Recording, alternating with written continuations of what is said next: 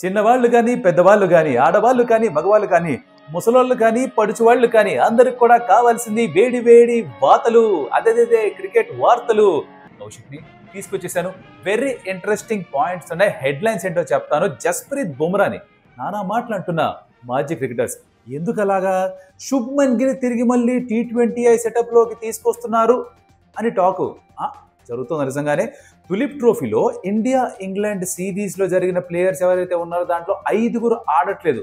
రివాల్డ్ బ్రూవిస్ form తోటి CSK fans అందరూ caller ఎగరేస్తున్నారు. Caller ఎగరేయడం ట్రెండ్లో ఉంది కదా, మనకి ఎందుకు ఆలస్యం? Let's get started. Very interesting points ఏంటంటే జస్ప్రీత్ బుమ్రా నానా మాట్లాడేస్తున్నారమ్మా అందరూ. ఎందుకు? దేని గురించి? తన వర్క్ లోడ్ మేనేజ్మెంట్ గురించి 3 టెస్ట్ మ్యాచ్లు ఆడతాను, తను ఎలా ఫిక్స్ చేస్తాడు, టీంకి సెలెక్ట్ చేస్తే ప్రతి మ్యాచ్ ఆడాలి, టీంకి ఆడుతున్నాడు అంటే తన శరీరాన్ని పరంగా పెట్టాలి అని చెప్పి మాజీ ప్లేయర్స్ చాలా మంది వ్యాఖ్యలు చేస్తున్నారు. అది దిలీప్ వెన్సర్కర్ గారు అయి ఉండొచ్చు, అలాగే మొహమ్మద్ అజరుద్దీన్ గారు అయి ఉండొచ్చు, వేరే వాళ్ళందరూ కూడా అయి ఉండొచ్చు. వాళ్ళందరూ కూడా ఎందుకు అలా వర్క్ లోడ్ మేనేజ్మెంట్ తన డిసైడ్ చేసుకొని ఇస్తున్నారు, ఎందుకు ఆ ఛాన్స్ ఆప్షన్ తనకిస్తున్నారు అంటున్నారు. ఇక్కడ మనకంటే చాలా ఎక్కువ క్రికెట్ ఆడారు వాళ్ళు, huge respect them, no doubt in that. కానీ ఐ థింక్ మనం ఒక చిన్న పాయింట్ మర్చిపోతున్నది ఏంటి అని నాకు అనిపిస్తుంది. బయట నుంచి ఒక ఫ్యాన్ లాగా చూసినా కూడా జస్ప్రీత్ బుమ్రా ఎక్కువ కాలం ఇండియాకి ఆడాలి అన్న ఒక ఆలోచన నాకైతే ఉంది. మా బ్రో మీరు దానికి ఒప్పుకుంటే ఓ లైక్ కొట్టాలి, కామెంట్ కొట్టి పెట్టాలి. నాకు ఎందుకు ఇలా అంటున్నాను? చాలా మంది అనేది IPL ఆడే బదులు అక్కడ రెస్ట్ తీసుకొని టెస్ట్ మ్యాచ్లు 5 ఆడొచ్చు కదా అని చిన్న లాజిక్ ఒకటి మిస్ అవుతున్నా అనిపిస్తుంది నాకు. ఎందుకు ఇలాగా ఇంత క్రికెట్ ఆడిన వాళ్ళ మిస్ అవుతుందో నాకు పెద్దగా అర్థం కావట్లేదు. IPLలో వేసేది 4 ఓవర్స్లే. ఆ మ్యాచ్కి మధ్యలో నెట్స్లో కూడా వేసి చాలా తక్కువ ఓవర్సే వేస్తారు. ఆ వర్క్ లోడ్ ఏదైతే ఉంటుందో during the season of IPL చాలా తక్కువ. 12-14 మ్యాచ్లు, సరే 15 మ్యాచ్లే ఆడాడు అనుకుందాం, 60 ఓవర్లు వేస్తాడు మొత్తం టోర్నమెంట్లో ఇన్ యాక్టివ్ మ్యాచ్ కండిషన్స్. దానికి తోడు ఇంకొన్ని అటు ఇటు కలుపుకొని వర్క్ లోడ్ ఎక్కువగా ఉండదు. ఇక్కడ ఒక టెస్ట్ మ్యాచ్ ఆడితేనే 2 ఇన్నింగ్స్ కలిపి కొన్నిసార్లు 50 ఓవర్లు వేసే సందర్భం ఉంటుంది కదా. ఒక పీరియడ్ ఆఫ్ 5 days 50 ఓవర్లు వేయడం, ఒక పీరియడ్ ఆఫ్ 45 days 60 ఓవర్స్ చేయడం, తేడా ఉందా లేదా? తనకి బ్యాక్ సర్జరీ అయింది, అది మనం అర్థం చేసుకోవాలి. తను పిక్ అండ్ చూస్ చేసుకుంటోంది. నేను ఇక్కడైతే ఎక్కువ వికెట్లు వస్తాయి, అక్కడే తక్కువ వికెట్లు వస్తాయని కాదు. తనకి తెలుసు తను ఆడిన మ్యాచ్ ఇండియా గెలవలేదు. కానీ బుమ్రా ఎంత ఇంపార్టెంట్ బౌలరో దీన్ని ఐ థింక్ అండర్లైన్ చేసి, హైలైట్ చేసి, రెడ్ పెన్ తోటి సర్కిల్ చేసి ఇవన్నీ చేయాలని నాకు అనిపిస్తుంది. అందరూ అనడం ఇలా తను పిక్ అండ్ చూస్ చేసుకోకూడదు, మీరు ఇండియాకి ఆడుతున్నప్పుడు ఇలా చేయడానికి వీలు లేదు, ఇన్ఫాక్ట్ కోచ్ కూడా సెలక్షన్ కమిటీతో మాట్లాడతారు అని చెప్పేసి కూడా వార్తలు వింటున్నాం. మనకు నిజమో కాదో తెలియదు. కానీ I think it's little unfair on Jasprit Bumrah, because తనకి తెలుసు తన బాడీ పైన ఎటువంటి లోడ్ పడుతుందో. బ్యాక్ కి సర్జరీ చేసుకొచ్చాడు, ఆడేయాలి, ఎందుకు ఆడకూడదు, 5 మ్యాచ్లు ఆడాలి అని చెప్పడం చాలా సులువు.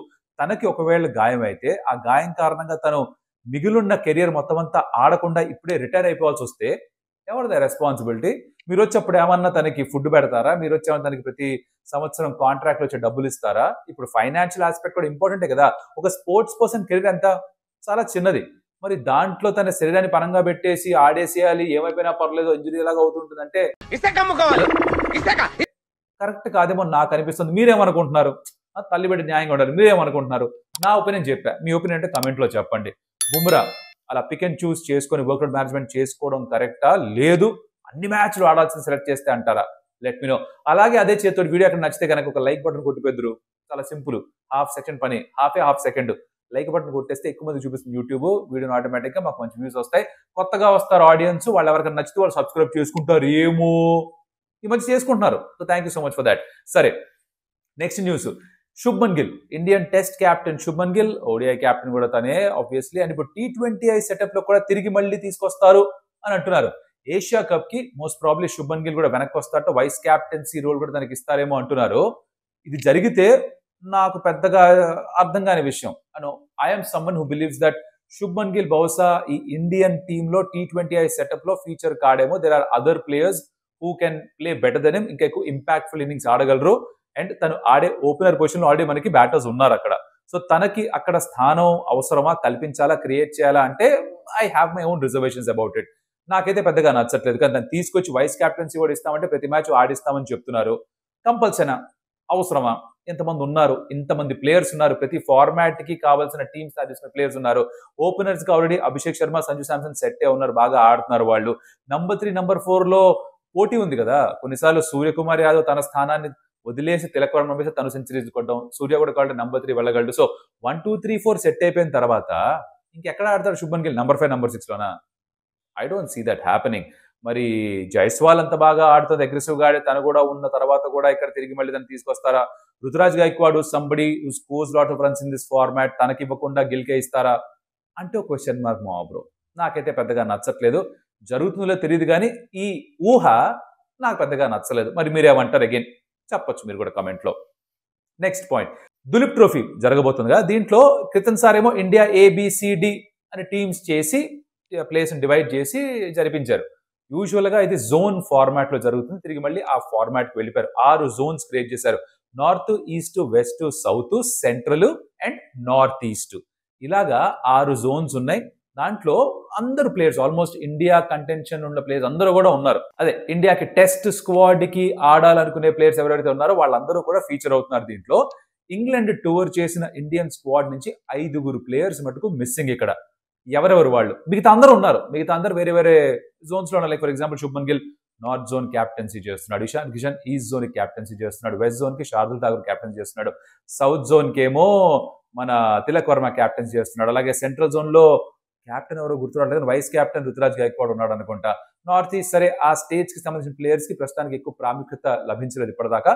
బట్ ఆ స్టేట్స్ అన్ని కలిపి టీం ఒకటి తయారు చేశారు, వాళ్ళు అక్కడ ఫీచర్ అవుతున్నారు. సో ఇలా ఉన్నారు. కాకపోతే లేని ప్లేయర్స్ ఎవరు అంటే కనుక this is very interesting. Okay, దీంట్లో 5లో 4 సౌత్ జోనే, 5వ మనిషి కూడా యాక్చువల్లీ సౌత్ జోనే. కాకపోతే రంజీ ట్రోఫీ వేరే జోన్, సెంట్రల్ జోన్ సైడ్ నుంచి ఆడినట్టున్నాడు లాస్ట్ ఇయర్. సో ఎవరెవరో చెప్తా. ఒకరు Karun Nair, no he's not playing. తను విదర్భాకి ఆడేవాడు రంజీ ట్రోఫీలో. తర్వాత మరి ఈసారి కర్ణాటకకు ఆడతాడని చెప్పేసి విన్నాం రాబోయే రంజీ ట్రోఫీ సీజన్లో. బట్ ఈ దిలీప్ ట్రోఫీలో తను పిక్ చేసి ఉంటే సెంట్రల్ జోన్ కి పిక్ చేసి ఉండాల్సింది, బట్ తను పిక్ చేయలేదు. Is that a indication that ఇంకా కన్సిడర్ చెయ్యము తన్ని అంటున్నారా? We don't really know. Or ఇంకేమైనా రీజన్ ఉందా తెలీదు. తర్వాత you also have Prasidh Krishna was not playing. ఇప్పుడు ఇంగ్లాండ్ టూర్ లో 3 టెస్ట్ మ్యాచ్ల్లో 14 వికెట్స్ ఏమో తీసుకున్నాడు. లాస్ట్ టెస్ట్ మ్యాచ్ 8 వికెట్లు తీసుకున్నాడు. అంత వర్క్ లోడ్ ఏమి తను ఫేస్ చేసింది లేదు, కానీ తను ఆడట్లేదు. తర్వాత వాషింగ్టన్ సుందర్, తను లేడు. అగైన్ బాగా ఆడాడు కదా, 4th టెస్ట్ మ్యాచ్ లో 100 కొట్టాడు, 5th టెస్ట్ మ్యాచ్ లో కూడా పర్ఫార్మ్ ఏదో చేశాడు, మొత్తానికి కొన్ని టెస్ట్ మ్యాచ్ ఆడాడు. బట్ తను ఫీచర్ అవ్వట్లేదు దులీప్ ట్రోఫీలో. ఇప్పుడు సౌత్ జోన్ ఎంత స్ట్రాంగ్ గా ఉండాలి వీళ్ళందరూ ఉంటే ఒకసారి ఆలోచించాల్సిన విషయం. ఇంకొకరు సాయి సుదర్శన్, తను కూడా ఆడట్లేదు. సాయి సుదర్శన్ ఎందుకు ఆడట్లేదు పెద్ద క్వశ్చన్. బికాస్ ఆ నంబర్ 3 స్లాట్ లో ఇండియన్ టీమ్ లో ఆడాలంటే కనుక తను కన్సిస్టెంట్ గా పర్ఫార్మ్ చేస్తుండడం చాలా ముఖ్యం. ఇప్పుడు ఇంగ్లాండ్ లో వెళ్ళినప్పుడు ఒక మ్యాచ్ లో 30 కొట్టి, ఇంకో దాంట్లో 0కి అవుట్ అయిన తర్వాత ఒక హాఫ్ సెంచరీ కొట్టి, ఇంకో దాంట్లో తక్కువ స్కోర్ అవుట్ అయిన తర్వాత వెనక్కి వచ్చి దులీప్ ట్రోఫీలో ఆడాలిగా. ఇప్పుడు కెప్టెన్ శుభ్మన్ గిల్లే ఆడుతున్నాడుగా, మరి తను ఎందుకు ఆడట్లా? ఇదో క్వశ్చన్ మార్క్ నాకు. అగైన్ ఇన్ఫర్మేషన్ లేదు. లాస్ట్ ఇంకొక player is Mohammed Siraj. So ఈ సిరాజ్ ఆడకపోవడం అర్థం చేసుకోవచ్చు. 5 టెస్ట్ మ్యాచ్ ఆడాడు, 180 ఓవర్లు పైగా బౌలింగ్ చేశాడు. I was one of the main reasons ఆ ఆఖరి టెస్ట్ మ్యాచ్ గెలవడానికి. తనకు ఒక rest I think well deserved. తను బ్రేక్ తీసుకున్న తప్పలేదు. కాకపోతే ఇక్కడ చూస్తే కనుక ఈ 5లో 4 ప్లేయర్స్ సౌత్ జోన్ వాళ్ళే. ప్రసిద్ధ్ కృష్ణ, వాషింగ్టన్ సుందర్, సాయి సుదర్శన్, మొహమ్మద్ సిరాజ్ అందరూ ఉంటే సౌత్ జోన్ చాలా స్ట్రాంగ్ గా ఉండుండేది. దిలీప్ ట్రోఫీ బేసికలీ ఆ జోన్స్ మీద ఉన్న టీమ్స్ మీద ఉంటుంది కాబట్టి వాట్ ఎవర్ రీజన్స్ మొత్తానికి వీళ్ళు ఆడట్లేదు. సరే మిగతా అందరూ ఉన్నారు. మిగతా అందరూ స్క్వాడ్ లో వాళ్ళందరూ కూడా వేరే వేరే జోన్స్ లో ఆడుతూ ఉన్నారు ఆ టీమ్స్ లో. So it's going to be very interesting. చూద్దాం ఏం జరుగుతుందో. నెక్స్ట్ పాయింట్ శివరాకర్ది. ఇక్కడే నా కాలర్ లేదు కానీ ఉండుంటే ఇలా సిఎస్కే ఫ్యాన్స్ అయితే కాలర్ ఎగరేసుకొని నుంచి ఇక్కడ మ్యూజిక్ వింటారు, మంచి మ్యూజిక్ పెట్టుకుంటారు, ఈ మాట గురించి మాట్లాడుకుంటారు అని చెప్పుండొచ్చు. క్యా హే బోలేతో డివాల్డ్ బ్రూవిస్ ఉన్నాడే, అదే లాస్ట్ సీజన్ వాళ్ళని మధ్యలో సైన్ చేసి తీసుకొచ్చారు. బ్రూవిస్ బేబీ ఏబీ అంటుంటారు. తను playing for South Africa in a T20 international against Australia, highest score by a individual batter నమోదు చేసుకున్నాడు. 53-54 బాల్స్ 125 బాది దొబ్బాడు.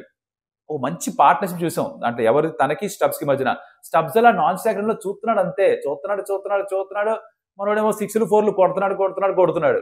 హేజల్వుడ్ కి స్పెషల్ ట్రీట్మెంట్. 9 బాల్స్ లో 5 6లు ఓ 4 ఏదో కొట్టి I'm Brevis, I'm here to stay అన్నాడు. ఆ 100 ఏదైతే కొట్టాడో, ఏ ఫామ్ లో అయితే కొట్టాడో, క్యాచ్ డ్రాప్ చేశాడు అనుకోండి, అది మ్యాట్ కొనేమని క్యాచ్ డ్రాప్ చేశాడు. బట్ మీరు హైలైట్స్ క్యాచ్ చేయాలి. 3 minutes హైలైట్స్ ఉంది యూట్యూబ్ లో, క్యాచ్ చేయండి. మంచి షాట్స్ ఆడాడు. 4 లుక్ 6లు ఉన్నాయి. బేబీ ఏబీ అని ఎందుకు అంటారో మళ్ళీ అర్థమవుతుంది. ఇప్పుడు ఏబీ డివిలియర్స్ కి పొగడుతుంది. అంటే తన లాంటి ప్లేయర్ ఇంకొకడు, తన అంత గొప్ప ప్లేయర్ అని కాదు, తనని మిమిక్ చేస్తున్న player. It's actually compliment to AB de Villiers. దీనికి అందరూ ఏబీడి ఫ్యాన్స్ అందరూ ఫీల్ అయిపోతారు తెగ. బట్ బేబీ ఏబీ బాగా ఆడుతున్నాడు. ఈ కుర్రాడు బ్రెవిస్ ఎవరైతే ఉన్నాడో ఫెంటాస్టిక్ ఆడాడు. అది మీరు క్యాచ్ చేయాలి. సిఎస్కే ఫ్యాన్ అయితే కలర్ ఎగరేసి మీ మిగతాలందరికి చెప్పుకోండి అమ్మా దట్ మీ ప్లేయర్ మంచి ఫామ్ లోకి వస్తున్నాడు, నెక్స్ట్ టైం దడదల్లా ఆడేస్తాడని చెప్పండి. అదనమాట సంగతి. మనకి ఎక్కువ వార్తలు లేవమ్మా. ఈ 4 వార్తల గురించి మీరు ఏమనుకున్నారో కమెంట్స్ లో చెప్పండి. అలాగే లైక్ చేయండి video, because that is very important అమ్మా.